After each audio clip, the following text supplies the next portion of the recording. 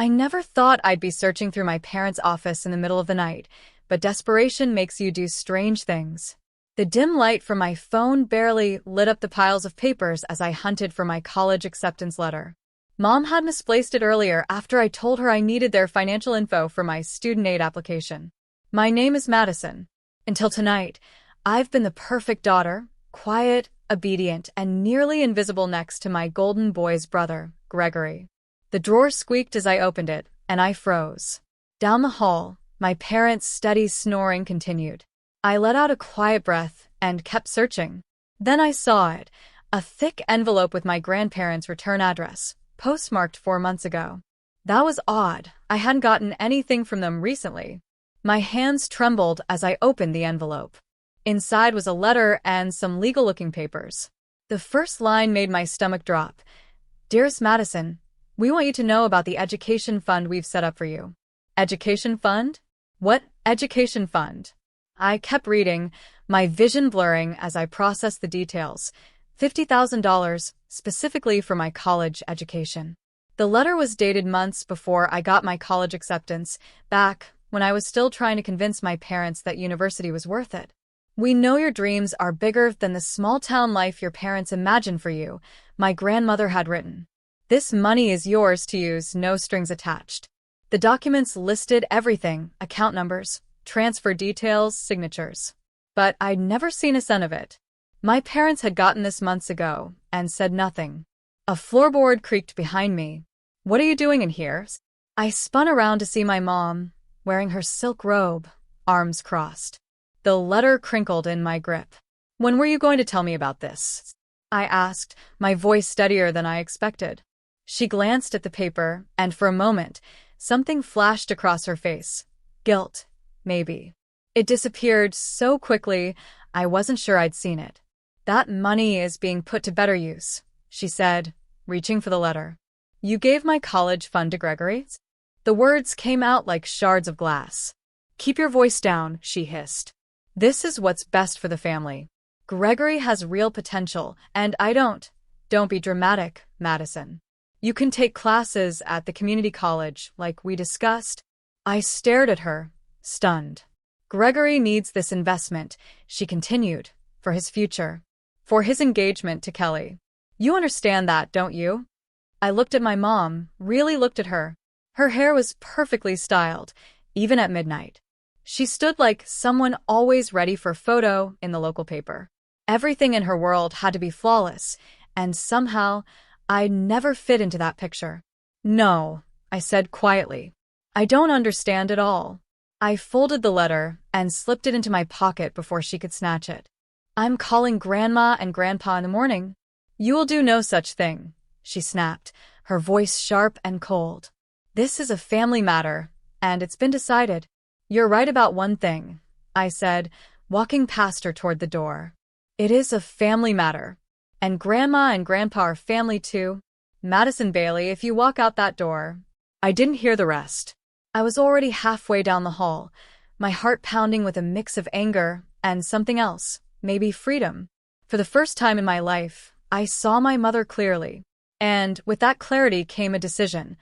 I wasn't going to be invisible anymore. Grandma's guest room felt more like home after just 5 days than my old bedroom ever had. Morning sunlight streamed through lace curtains as I unpacked my clothes, trying to ignore the dozen missed calls from my mom. The sound of clinking china pulled me downstairs, where Grandma was setting out her fancy tea set. She looked up and gave me that knowing smile. Your mother's coming over, she said, placing a third teacup on the tray. Thought we might need the good cups for this one. My stomach tightened. How did she find out I was here? Small town sweetheart, Grandma said. Diane from the grocery store saw you helping your grandfather yesterday. Your mother wasn't happy to hear about it from her instead of us, of course. Heaven forbid the town gossip got ahead of my mom's version of the story. Right on cue, the doorbell rang. Grandma gave my hand a squeeze before going to answer it. I stayed in the kitchen, hearing my mom's practiced laugh and the sharp click of her heels on the hardwood floor.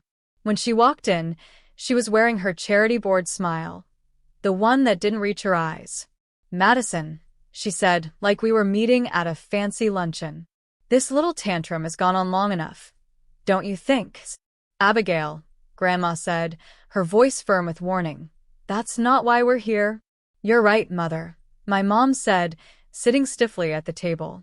We're here because my daughter is being unreasonable about family obligations. Unreasonable? I let out a bitter laugh. You stole my college fund and gave it to Gregory. How is that reasonable? We didn't steal anything, she said, stirring her tea with perfect precision. We redistributed family resources where they would do the most good. Your brother's business venture will benefit everyone. The connections he's making through Kelly's family alone. I cut her off. You took my future and handed it to Gregory on a silver platter. Don't talk to me about family obligations. I don't care about connections, I said, my teacup clattering as I set it down too hard. I care about my future. The one you decided wasn't worth investing in. The community college has perfectly adequate programs, Mom said sharply. That's enough. Grandma cut in, her voice firm as she turned to Mom. Abigail, do you remember when you were 17? When you wanted to study art in London? Mom's hand froze mid-motion. That was different. Was it? Grandma asked gently. Because I remember a young woman with dreams bigger than this town, crying for days when her father said no. You swore you'd never do that to your own children. I grew up, Mom snapped. I learned what really matters. Like what? I asked quietly. Security? Living someone else's life. Her glare could have frozen the sun.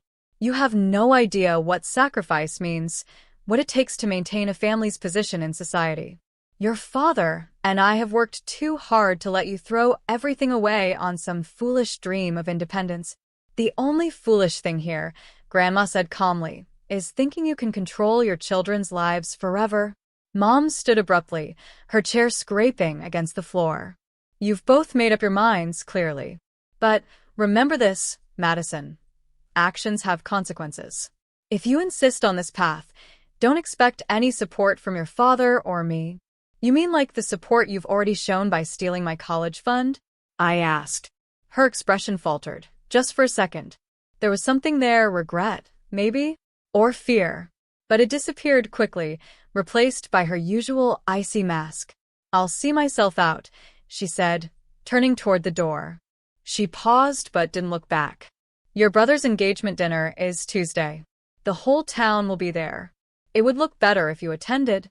After she left, I let out a breath I didn't realize I'd been holding. Grandma put an arm around my shoulders. Well, she said, that went about as well as expected. I don't understand her, I whispered.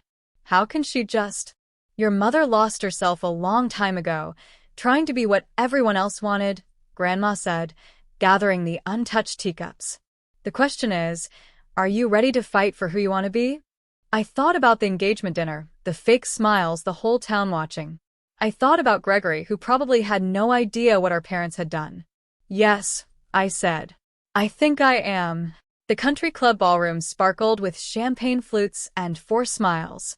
I adjusted my thrift store dress, feeling like an outsider among all the designer labels and pearl necklaces. Gregory's engagement dinner was exactly the kind of event my mother lived for, shiny on the surface, with everything carefully calculated beneath. Madison. Gregory's voice cut through the hum of chatter. He worked his way through the crowd with Kelly at his side. You came, he said, pulling me into a hug. Wouldn't miss it, I lied, hugging him back. Up close, I noticed the dark circles under his eyes, barely hidden. Kelly reached for my hand, squeezing it gently. I'm so glad you're here. Gregory's been worried sick since you left home. I was about to respond when Mom appeared beside us, her perfect smile firmly in place. Darling, the Walshes want to discuss the wedding venue, she said sweetly, then turned to me, her tone dropping several degrees. Madison, your father needs a word. Dad was waiting by the bar, holding what was definitely not his first scotch of the night. His shoulders were stiff under his expensive suit. The prodigal daughter returns, he muttered, not even looking at me. Dad, I said cautiously.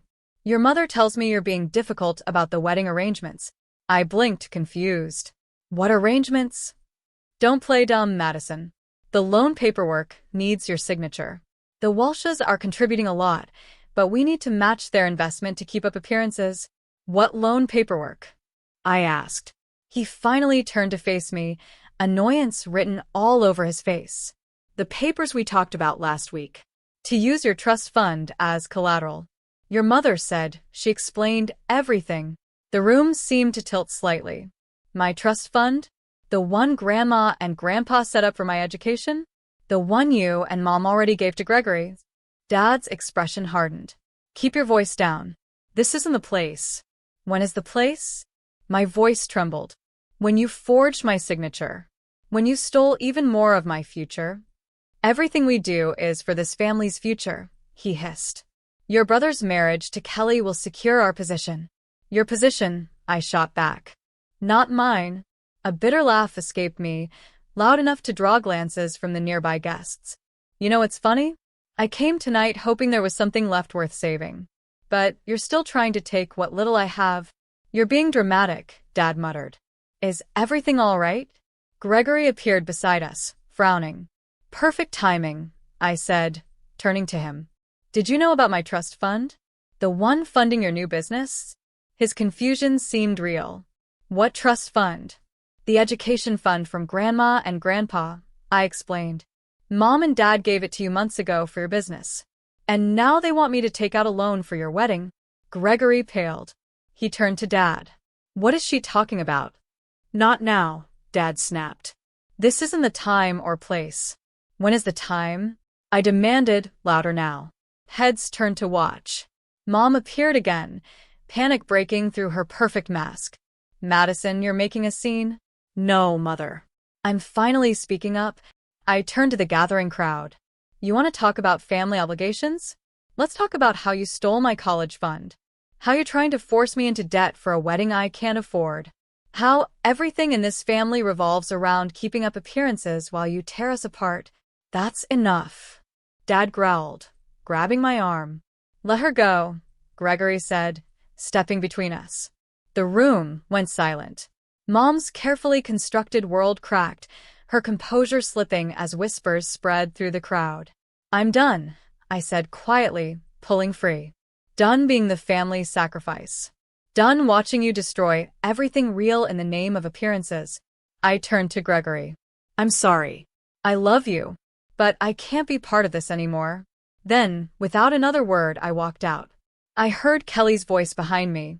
Gregory, did you know about this? His reply was soft but clear. No, but I'm going to find out.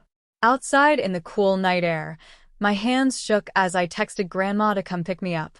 The perfect image my parents had built was finally cracking, and through that crack, I saw something unexpected. Not just anger or a desire for revenge, but the chance for the truth to come out. Even if it broke us in the process. At 2 a.m., my phone lit up with an email from Sterling and Associates. I'd been checking obsessively ever since submitting my internship application last week. Now that it was here, my finger hovered over the notification, unsure. An hour later, Grandpa Patrick found me on the back porch, still staring at the unopened email. Can't sleep? He asked, sitting down next to me and handing me a mug of cocoa. They offer me the internship, I said softly. His face lit up with pride. That's wonderful news. It's in Las Vegas. He understood right away. Las Vegas meant leaving. Leaving the town, the drama, and the heavy expectations my family had placed on me. It meant choosing myself for the first time. My phone buzzed. Gregory's name flashed on the screen. You should answer it, Grandpa said, squeezing my shoulder as he stood. Some bridges are worth keeping, even if others need to burn.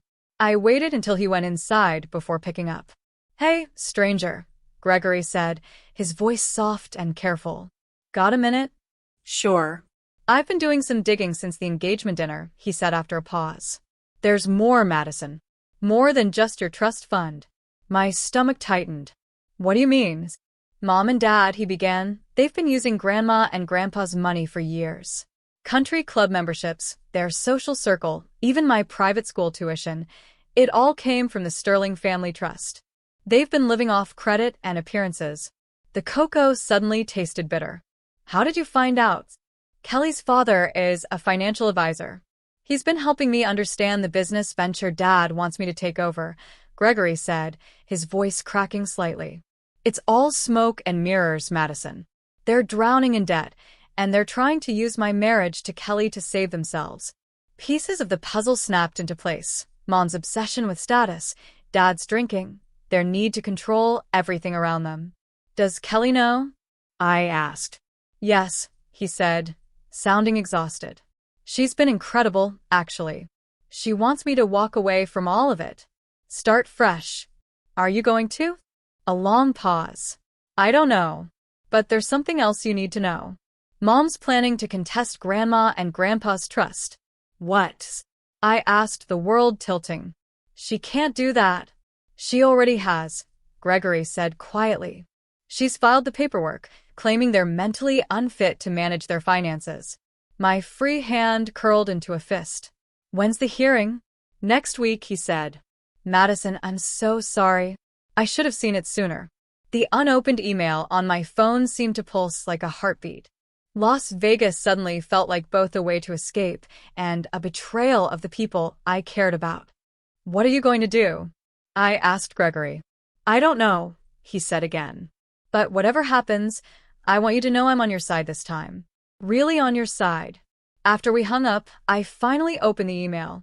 The internship offer was everything I dreamed of, a prestigious firm, great pay, and a chance at a permanent position after graduation. It was my way out. But then I thought of Grandma and Grandpa. They'd taken me in when I had nowhere to go, supported my dreams, and helped me rebuild my confidence. And now my mom was trying to destroy them, too. I took a deep breath and started typing a response. Thank you for the incredible opportunity. I need to request a delayed start date of 2 weeks. The sun was rising when Grandma found me still sitting on the porch. One look at my face, and she knew something was wrong. What is it, sweetheart? She asked. We need to talk, I said, standing up. All of us. And then we need to call a lawyer. She studied me for a long moment, then nodded. I'll put on some coffee. This sounds like a conversation that needs caffeine. As she turned to go back inside, I caught her arm.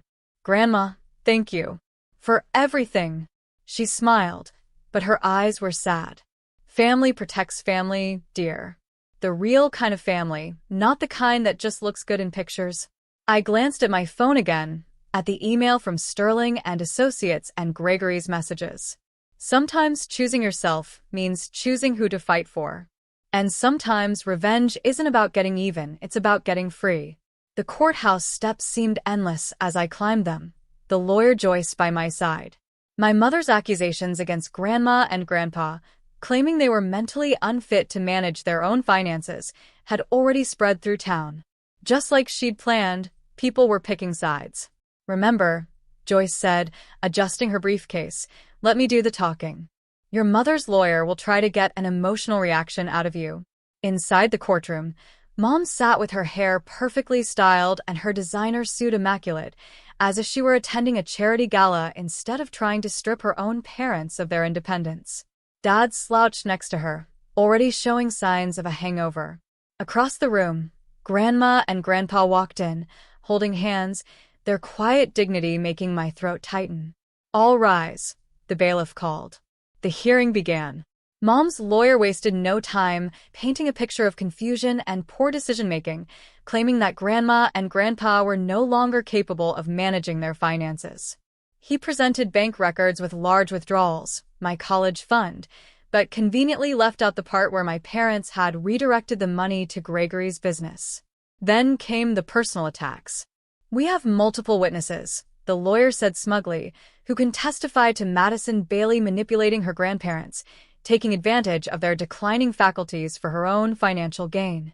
My fists clenched under the table. Joyce touched my arm lightly, a silent warning to stay calm. Furthermore, the lawyer continued, it is clear that... He continued, Mrs. Bailey has provided evidence that her daughter has a history of emotional instability and poor decision-making. A manila envelope appeared in his hands. Inside were printed text messages, private conversations between Gregory and me about our parents' financial schemes. Messages I thought were safe. Mom's face stayed perfectly composed, but I noticed the slight curve of her lips. She'd been monitoring our phones all along. The judge reviewed the documents as my stomach churned. Then, he asked the question that changed everything. Where is Gregory Bailey? These messages suggest his testimony is relevant. My son is unavailable, Your Honor, Mom said smoothly. He's focused on his upcoming wedding and new business venture. The courthouse doors swung open. Actually, Gregory's voice rang out. I'm right here. He walked in with Kelly by his side, both dressed sharply. For the first time, Mom's mask cracked as her golden child approached the bench. Your Honor, Gregory said, his voice steady, I have documentation proving my parents have been draining my grandparents' accounts for years. They've used the money to maintain their social status while piling up massive debt. Mom's lawyer jumped to his feet. Objection. This is irrelevant to the competency hearing. I'll allow it, the judge said, taking the papers Gregory handed him. I glanced at Mom. Her carefully constructed world was falling apart, and her eyes darted between Gregory and me, desperately searching for control. Gregory, she said, her voice dripping with sweetness. Sweetheart, you don't understand the complexity of this. I understand perfectly, Gregory said, cutting her off. I understand how you manipulated all of us. How you're trying to declare your own parents incompetent to cover up your financial fraud. And how you've been spying on us, using our private conversations against us. The judge cleared his throat. Mrs. Bailey, these allegations are serious.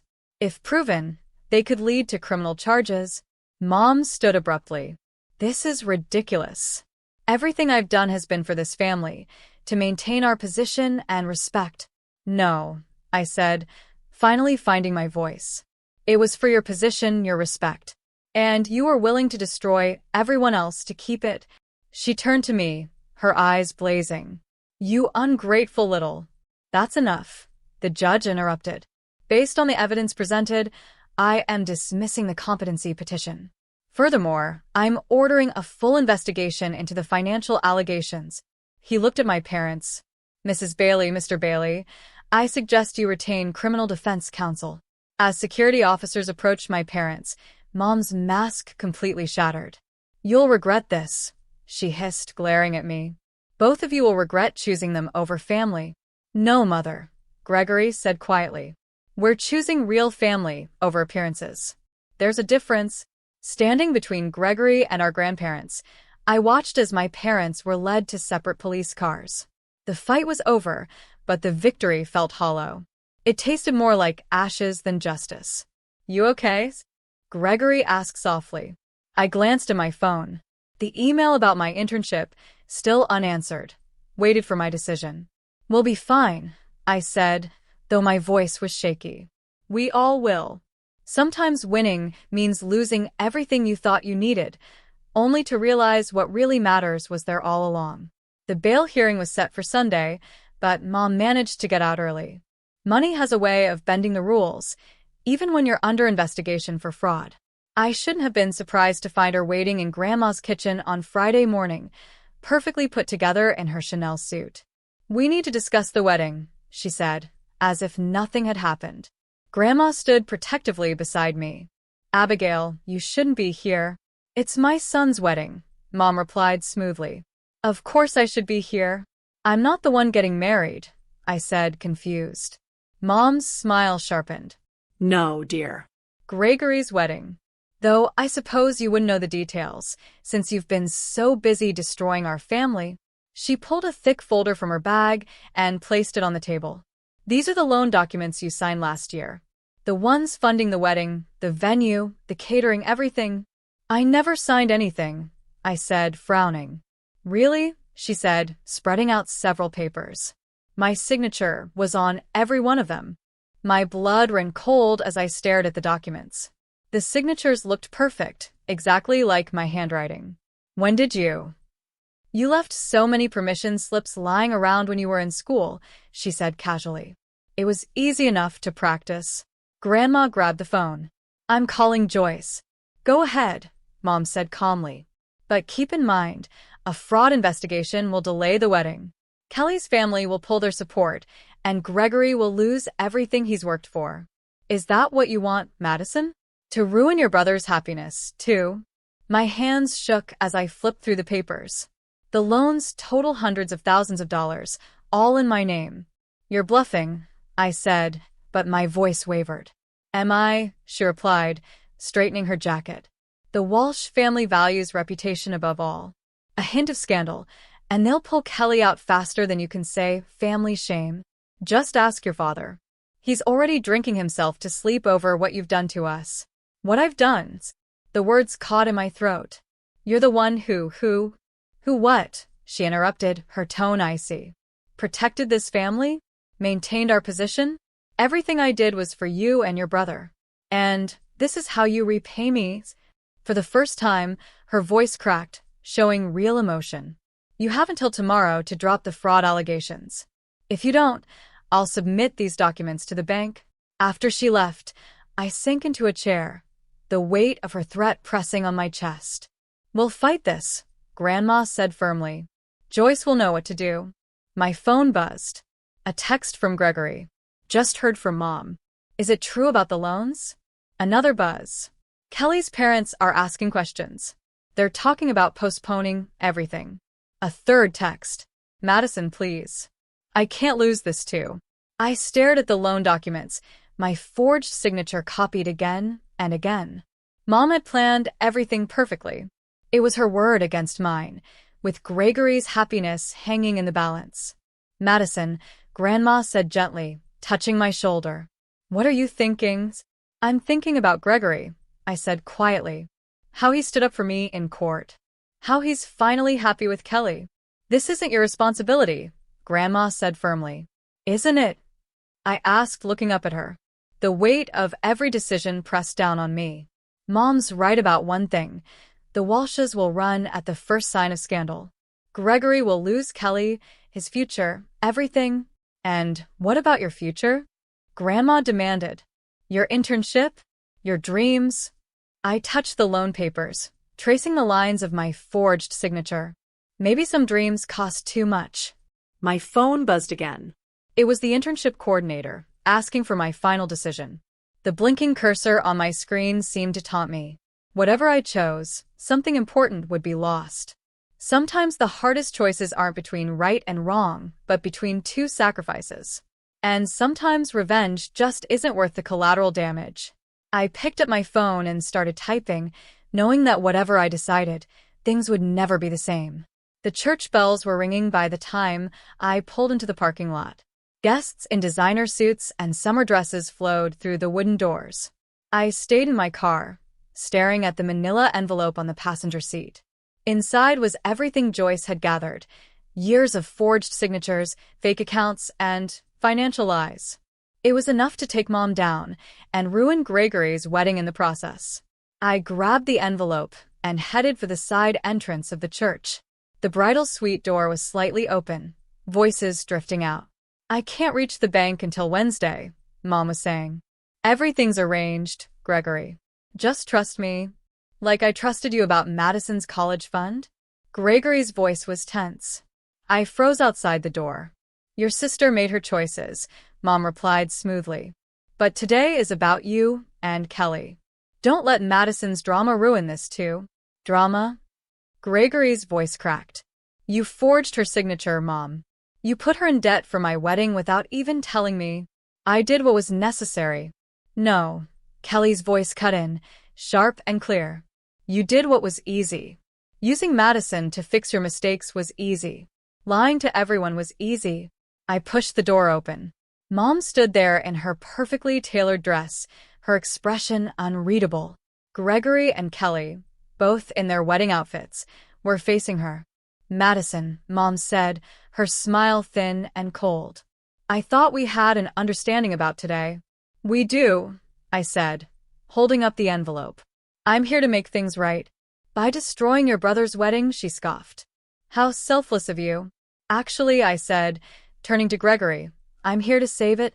I pulled out the real bank documents, the ones showing all of Mom's years of fraud. These prove everything. The forged signatures, the stolen money. All of it. Mom's calm mask slipped just a little. Madison, think about what you're doing. I have, I said, handing the papers to Gregory. But there's something else you need to see first. I pulled out another document. My withdrawal from the fraud investigation, already signed and dated. What is this? Gregory asked, frowning. My surrender, I said, meeting Mom's surprised gaze. You win, Mother. The investigation ends today. The loans stay in my name. Your reputation stays intact. Madison, no, Kelly said, stepping forward. You can't. I can. And I will, I replied firmly. Then I turned back to Mom. But here's what happens next. You're going to sign over your share of Grandma and Grandpa's trust to me. All of it. And you're going to leave them, and me alone. Mom let out a brittle laugh. Or what? Or these papers go to the police anyway, I said calmly. Maybe not today. Maybe not this week. But someday, when you least expect it. And you'll spend the rest of your life wondering when everything will fall apart. You wouldn't I? I asked, tilting my head. You taught me well, Mother, about leverage, about control, about using people's fears against them. The silence between us was heavy, filled with years of manipulation and pain. Finally, Mom reached into her designer purse, pulled out a pen, and signed the trust transfer with her perfect, real signature. You've become quite calculating, Madison, she said, handing the papers back to me. I learned from the best, I replied. As she walked out, something flickered in her eyes, pride, regret. I couldn't tell anymore. The ceremony starts in 10 minutes, she said quietly. I should check on the guests. After she left, Gregory grabbed my arm. Madison, you can't do this. It's worth it, I said. Your happiness is worth it. But my future is still mine to choose. I smiled, feeling lighter than I had in weeks. Besides, I already accepted the internship. Turns out Las Vegas firms pay pretty well. Kelly hugged me tightly. You're something else, Madison Bailey.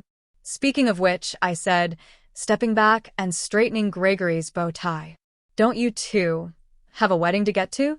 As the music began playing and Gregory took his place at the altar, I slipped into a back pew.